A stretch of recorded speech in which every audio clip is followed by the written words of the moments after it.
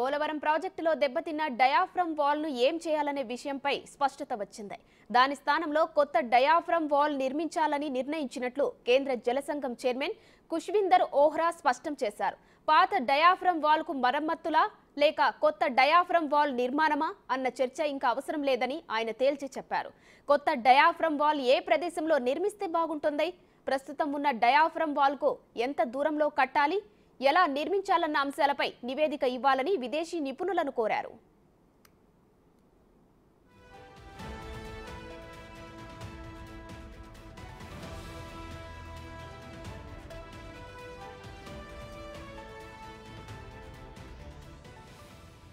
పోలవరం ప్రాజెక్టులో 4 రోజులుగా పర్యటించిన విదేశీ నిపుణులు ఇక్కడి సాంకేతిక సవాళ్లు సమస్యలపై అధ్యయనం చేశారు.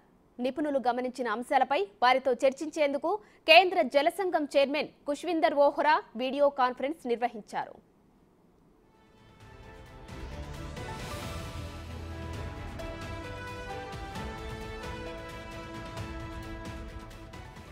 విదేశీ నిపుణులు ఇప్పటికే ఒక నివేదిక పంపారు. ఆ నివేదిక ఆధారంగానే ఖుష్విందర్ ఓహ్రా సమావేశం నిర్వహించారు.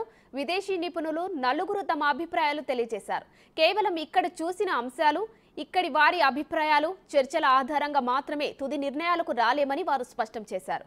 వాటన్నిటినీ అధ్యయనం చేసి 2 వారాల్లోగా మధ్యంతర నివేదిక ఇస్తామని ఓహ్రాకు చెప్పారు.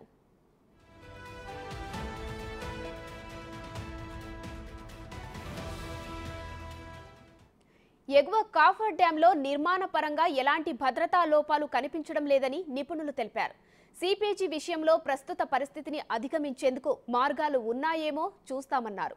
కాని పక్షంలో సిపిజిని ఎప్పటికప్పుడు తగ్గించుకుంటూ నిర్మాణం కొనసాగించేందుకు ప్రత్యామ్నాయ మార్గాలు చూసుకోవాల్సి వస్తుందని చెప్పారు. ఇది కేవలం తమ ప్రాథమిక అభిప్రాయం మాత్రమేనని చెప్పారు. మొత్తం మీద విదేశీ నిపుణుల రాకతో పోలవరంలో ఒక భరోసా, సానుకూల పరిస్థితులు ఏర్పడ్డాయని ఇంజనీరింగ్ అధికారులు పేర్కొంటున్నారు.